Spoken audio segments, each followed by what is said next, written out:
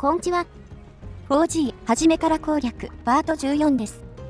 前回はシェルレギオスが再び出現し、筆頭ランサーとルーキーが調査に向かいました。我らのダンハンターにはティガレックスアシュの討伐依頼が届いたよ。ちょうど前回でガード性能2のスキル組めたのでおあつらえ向きのタイミングですね。ティガの大方向をノーダメで抑えられるのはチャークの特権だからね。腕が鳴るし単純に楽しみだ。早速向かおう。いましたね。ギルクエ個体とばっかり戦ってるけど、方向多用するとこは変わってないはずだ。とりあえず盾強化しないと始まらないので、さっさと瓶貯めたいです。大方向は範囲は狭いけどそこまで隙は大きくないから、他の剣士系だと結構さばくのだるそうだよね。回避性能を積んで避けちゃうのが楽そうですね。判定は一瞬なので。回避積んだレギオスチャークも楽しそうだけど、さすがに現段階で手を出すほど余裕ないな。回に比べてできることが増えたおかげで、同化外でやることが多くなったんですよね。プレイしてるの楽しいから、寄り道したい気持ちと、でも先に進めなきゃいけない気持ちとで揺れてるよ。進めること優先するのが多いけど。怒り移行しました。楽しいのはここからです。まず景気づけ、移行モーションに反撃 GP 根出だ。いいですね。やはりチャークは GP 根出してこそです。一番楽しいのはアッシュだけど、ティガ系は全種チャークが楽しいから好きだよ。一撃一撃がはっきりしてるモンスターは全般相性がいいな。ティガは飛んだりしないし、絡めても少ないですからね。なおさら相性がいいです。おっと危ない。私に大方向は通じないぜ。チャークの練習モンスターとしてもいい相手ですね。GP 成功させないとのけぞっちゃいますから。動きが速いからとっさの GP は難しいけど、大方向ならモーションがわかりやすいしな。ディレイパターンもあるから相手の動きを観察する練習にもなりそう。失敗すると大ダメージってのもいいですよね。入力する手にも力が入ります。チャークを志す者よ。ティアに行こう。もう2回目のスタンです。順調に攻略できていますよ。本当に楽しいなこいつは。レギオスの3倍くらいやりやすいぞ。スタン中も非常に狙いやすいので、まとまったダメージが取りやすいです。スタン終わったら、体力だいぶ削れるんじゃないですか。どうかな。言うてまだ3分も戦ってないからな。まあ、頭の肉質かなり柔らかいから、ワンチャンそろそろ足引きずるかもね。ティガ系は、攻撃が高く、防御が薄い設計されてますね。個人的に好きなタイプのステータスです。たびたび動画で言ってるが、逆もしかりだよ。おお、マジでもう足引きずってんじゃん。村上位とはいえ、3分経たず捕獲ラインですか。だいぶうまいこといきましたね。さすがチャークやな。これ見たら全員チャークのファンになっちゃうよ。これができるのは MH4 系だけです。みんな 4G を買おう。捕獲したいんだけど、罠仕掛けるタイミングが見つからん。あと、毎度のことながらガブラスが気になります。罠張ると親の敵かのごとく攻撃してきます。もともとこういう習性なんだっけ？単に罠張るとき、ハンターの動きが止まってるだけかな。いずれにせよ、ここは特に危ないですね。突き落とされたら登るのに一苦労です。とりあえず仕掛けはできたが。はあ、やっちまった。完全にいらん前転だったな今の。捕獲できなくなっちゃいました。おとなしく討伐を目指しましょう。とりあえず、このガブラスとかいうのやばすぎね、マジで。ついでとばかりに、どこまで持ってくれました。一体何が彼をここまでさせるのでしょう。ティガー氏と比べて、貧弱そうな生物を狙ったとでも言うのか。最後は腹いせの兆候でフィニッシュです。締まりがいいのは不幸中の幸い。こんなクソガブラスが、あの世で反省しろ。ここまで邪魔されるとは予想外ですね。ほっとくと、ハギ取りすら邪魔してきそうな勢いです。せっかくティガ戦が気持ちよく言ってたのに、台無しになったよ。とりあえず依頼は達成ですから、ドンドルマに戻りましょう。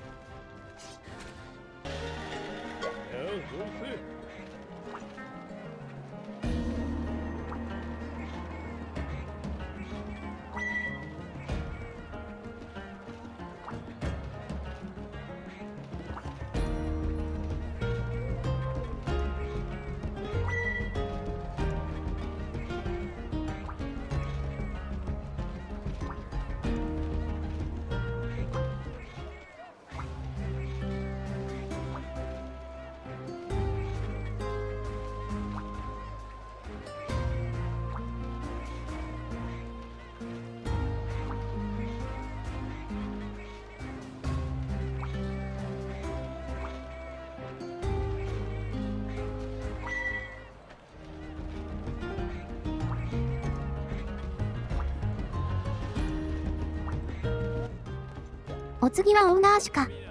わかりやすい竜属性攻撃の使い手としては初ですね。強力なモンスターです。ちょっとだけ装備を整えてから出発しよう。王子、準備完了。上位ガルルガに数回行きまして、ガルルガエス防具を作ってきました。一部モンスター以外には、惰性にはやりすぎなので、もうちょっと汎用性のある装備にしたくてね。上位ガルルガ、普通に強かったです。スキルはこんな感じ、最低限の惰性を残しつつ、耳栓を追加したよ。ガルルガエスメールが、聴覚保護4、切れ味2、スロ2とめちゃくちゃ優秀です。耳栓によって取り回しが劇的に良くなるね。惰性よりも便利に感じるかも。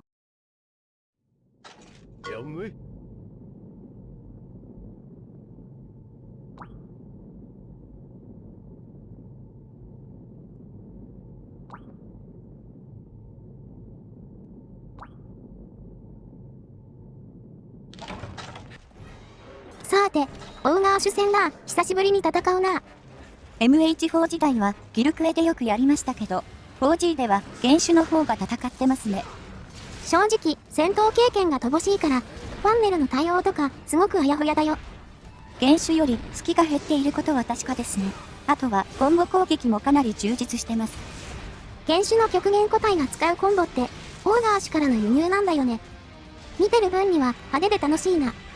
竜属性エネルギーも派手でかっこいいですしね。竜属性のわかりやすいエネルギーは、モンハントライでジョーやアルバが初めて使ったけど、一般モンスでわかりやすく使い出したのは、こいつが初めてだよね。竜属性を見える形にするの、なかなか難しかったでしょうね。我々の世界で竜属性モチーフにできそうなもの、自然に存在しませんから。モンハン世界ですら、正体不明のエネルギーって扱いだしな。なんとなく、コリュウが使ってて、コリュウに効く力だってのはわかりますけどね。ゲーム的なところで言えば、竜は他の攻撃属性を遮断する性質になってるね。その一方で、物理肉質は柔らかくするみたいですね。オウガー氏の背中とかがわかりやすいです。まあ、だからどうってわけでもないんだけどな。性質にいまいち共通点みたいなものが見つからない。そうですね。赤黒い雷でかっこいいなぁとしか。昔は、コリュウ全般に効いてたイメージだけど、最近はあんまり効くやついないなって印象だな。ドスコリュウが全員弱点みたいなのはやりすぎですけど、もうちょい幅広く効いてもいいですよね。超絶フルカイザー、遠竜の人糞。それ以上はいけない。さて、スタン取れた。気を取り直して集中攻撃だ。オウガー氏の素材の需要はあまり高くないですが、厄介な相手なので、類破壊はちゃんと狙いましょう。村の星9は厄介な連中だらけだよ。コンセプト的にも動き的にも強い。最低限の装備で突っ切ろうとすると、熟練ハンターでも結構手こずると思うよ。まあ、もう上位も終盤になってますからね。ここから先も強いモンスターが続々登場します。パート14で村上位の終わりが見えてきたか。長いような短いような。回の序盤やってた頃はいつまでシリーズ続くのか不安でしたね。少なくとも、ワイルズが発売される2025年2月下旬までには区切りをつけたいね。週2ペースで2ヶ月だと16本くらいですか。まあ、シリーズものとしてはちょうどいい本数ですかね。村が終わるとカットシーンが少なくなるから、多少ペースも上がると思うんだよね。G 級になれば本格的に難しくなります。これからも気合い入れて攻略しましょう。お、これはあのコンボか？親の顔より見た連携。初見だと何が何だかわからんだろうなこれ。モンスターが後スキをキャンセルするな。対処できるようになると、なんてことないんですけどね。尻尾回転が右から左になるだけで、なぜかかっこよさを感じてしまうな。色が違うだけで、物の見方変わったりしますからね。モーションが逆になったら、そりゃかっこよくもなりますが。あら、もう流行解除されちゃった。流行をまとってくれた方が肉質柔らかくなって好きですね。見た目もかっこよくなるしね。お食事中のようですね。普通にその辺の肉食うんだよな。極郎くんはどうやって竜エネルギーを生んでいるんだ。竜エネルギーについては謎ですが、極郎ネタはちょっと古いのでは。なんか逃げちゃったし。ほら、おとなしく捕まれ。ここにはガブラスはいません。なんという安心感。やめてくれ。古傷がうずく。それついさっきできた傷では。さて、これで竜エネルギーは取れたし、迎撃兵器が完成するかな。竜エネルギーが動力なんて、クシャルによく効きそうですね。帰る頃には準備も整ってるだろう。楽しみだ。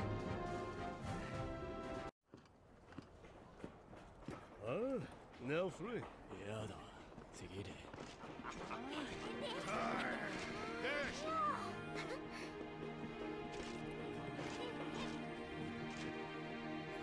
There, wrong. This. Down, left.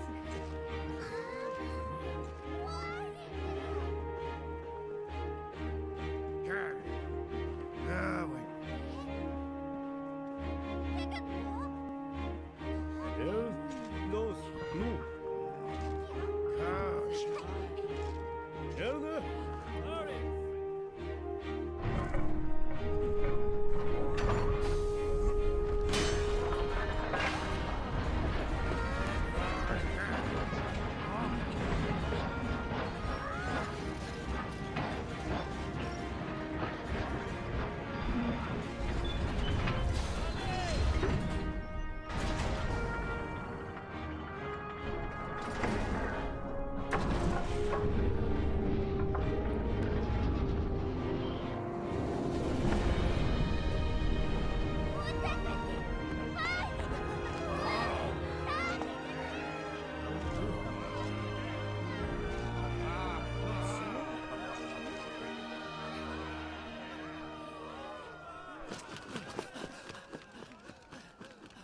Dang it! Easy up. 次だ。タマ。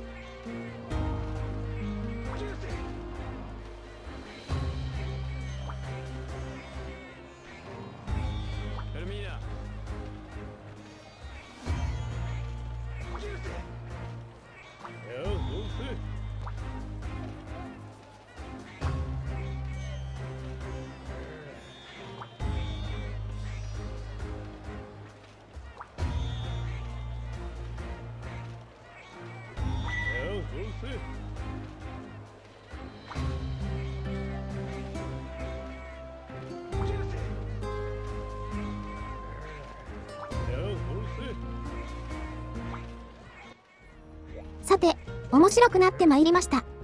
恐竜化ブラキですか。まただいぶ重いのが来ましたね。恐竜化の発生源も気になるところだが、まずは目の前の脅威を排除しないとな。恐竜ウイルス研究所で何か成果が上がったようです。そちらに寄ってみましょう。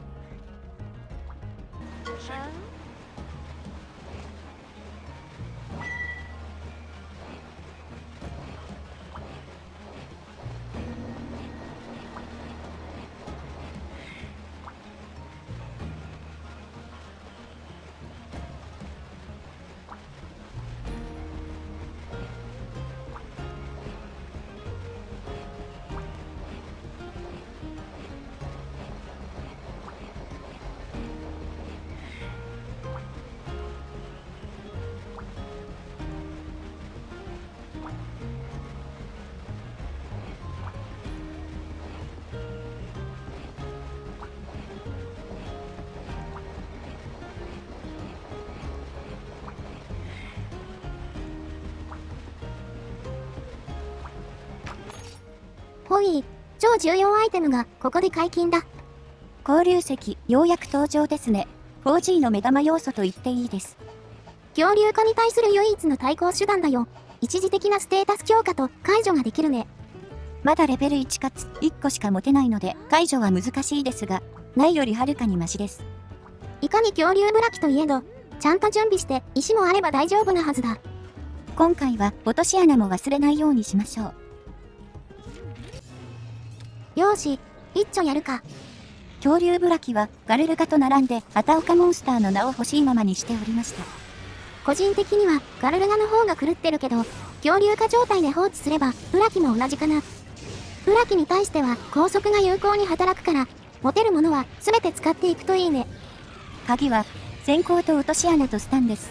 ブラキはこれ全部に弱いです。防戦になるとかなり苦しいから、積極的に攻めていきたいかな。このクエストでは恐竜化解除がサブターゲットですが、無理に狙う必要はありません。特に対象であれば、恐竜状態をしのぐためにすぐ使っていくといいと思います。今回は落とし穴を持ってるから、そこに石を合わせるつもりで戦ってるね。うまくはまるといいんですが、落とし穴はチャンスが一度しかありませんからね。大丈夫でしょ。このマップにはガブラスいないし。もうトラウマになってるやん。さて、そしたらノリ狙っちゃおうかな。ノリも重要な高速手段ですね。頭を長時間狙う機会になります。耳栓をつけたおかげで、方向モーションが丸々ゲージ蓄積の機会になるぞ。耳栓つけてよかったですね。ガルルが頑張って買った甲斐がありました。方向ガードできると言っても、しなきゃいけないのとガード以外に時間使えるのとでは違うからな。ノリダウン1ターンでスタンが取れました。ブラキはスタン耐性が低めです。頭の肉質もめっちゃ柔らかいから、攻撃機会さえ確保できれば案外さらっと倒せるね。ほっとくと圧倒的な戦闘力だから、とにかくこちらの有利状況に引き込むことが重要だ。しかし、ここで怒り移行です。恐竜化の怒り状態は化け物と言って差し支えないです。攻撃力はまだいいんだけど、攻撃スピードが可変なのがやばいんだよね。スピードが上がるのはもちろんきついですが、下がったら下がったでかえって避けづらくなります。これでも、ブラキ自体は4からマイルド調整されてますが、違いがわからないくらいには強いです。そんな時は、やはり先行が役立つ。ここで体勢を立て直すぞ。先行中は威嚇が増え、あまり動かなくなります。そのまま殴ってもよし、アイテム使ってもよしです。この隙に落とし穴仕掛けちゃおう。頼むから変な移動するなよ。まだ時間経ってないので、さすがに大丈夫だと思いますが。で、瓶からじゃねえか。貯めてから落とし穴使えばよかった。危ないっすね。落とし穴無駄にしたら無駄りますよ。交流石使って一気に解除値貯めたいですし。よし、ここで石研ぐぞ。素直に罠はまってくれよ。ああびっくりした。急にあさっての方向行くから、エリチェンかと思いました。恐竜化中特有の無を殴る行動、やめていただきたい。たまに巻き添え食いますからね。落とし穴には無事はまってくれた。と思ったら、伊達強化で瓶使っちゃった。あと、立ち位置も良くないですね。本当は頭に解放切り打ちたいんですが。こうなったもんはしゃあない。まあ、解除はモーション値依存だから大丈夫だろ。レベル1の石でどこまで解除進むでしょうか。効果時間は問題ないと思いますが。石がもうすぐ切れちゃうよ。ギリッギリですね。1個しか持てないのもでかいです。2回くらいで解除する想定なのかな。おや、1回目で解除できましたね。危なかったな。対象でも時間ギリギリだ。このクエストは、交流石のチュートリアル扱いですが、解除しきるの結構難しいと思います。あとは普通のブラキ戦だ。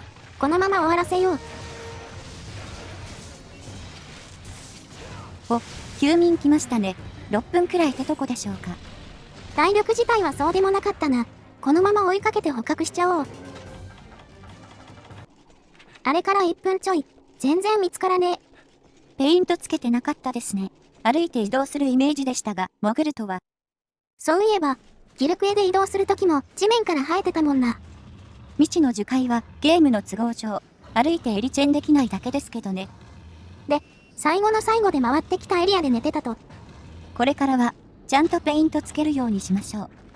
メラルーがいた気がするが、こいつが邪魔するイメージは 4G ではあまりないんだよな。モンスターがいるときは、そっちをちゃんと警戒してるみたいですね。さて、一旦ブラキは終わったが、筆頭ランサーは大丈夫だろうか。一人で調査を継続してるとのことですが、元凶と鉢合わせてたら危ないですね。free?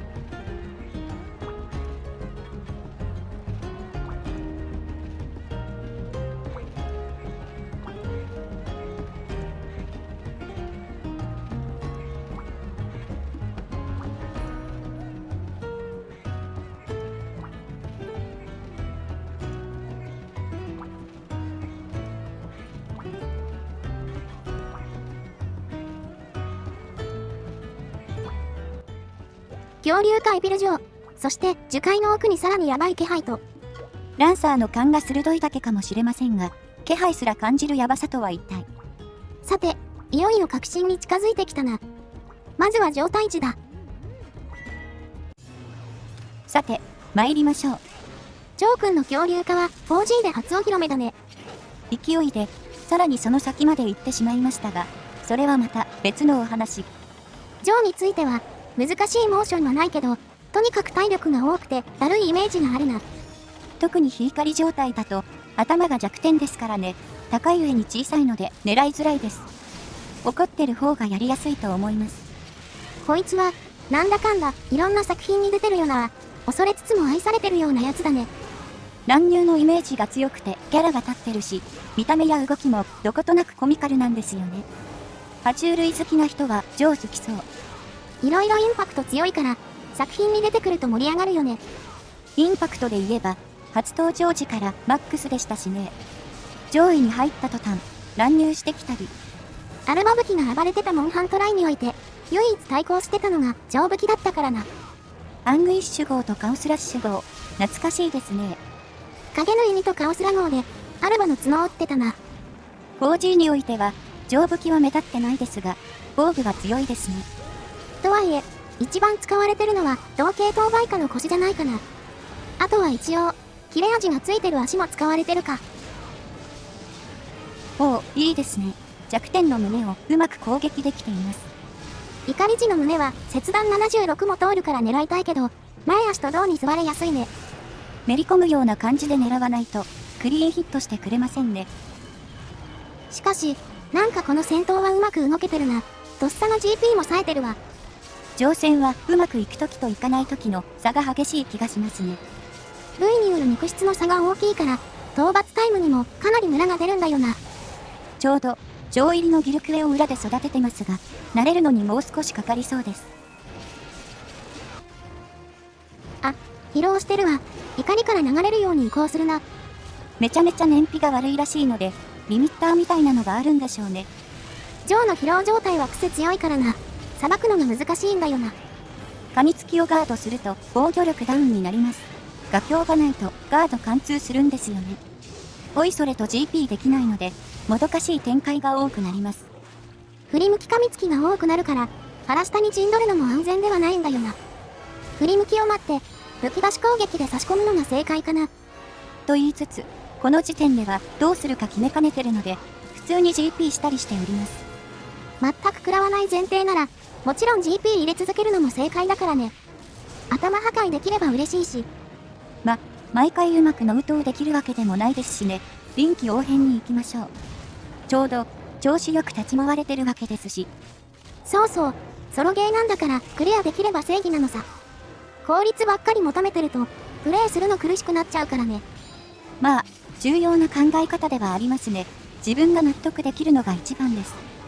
最近の作品だとスキルがたくさん積めるけど、我々は火力より快適性を重視する傾向にあるね。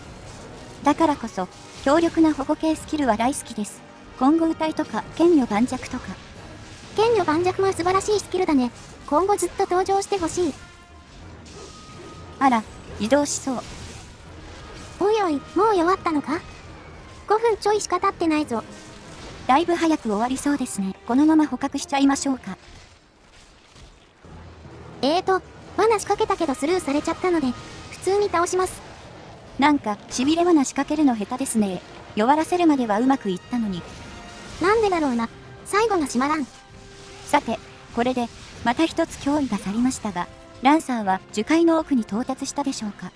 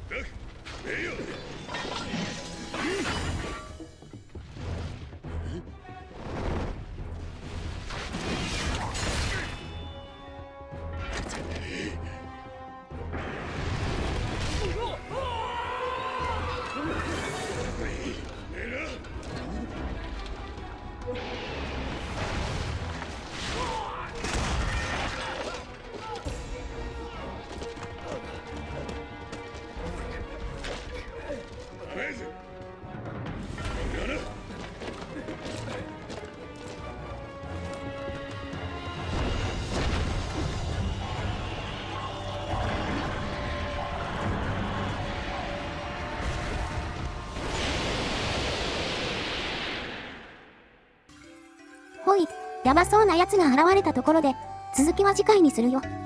中途半端ですみません。ここから長くて重要なイベントとなるので切ります。恐竜化関連と古竜関連、どちらも佳境だね。次回も気合い入れていこう。来週の投稿分、イベント盛りだくさんで、どう構成しようか悩み中です。では、ここで締めます。ほいじゃ、次の動画で。またね。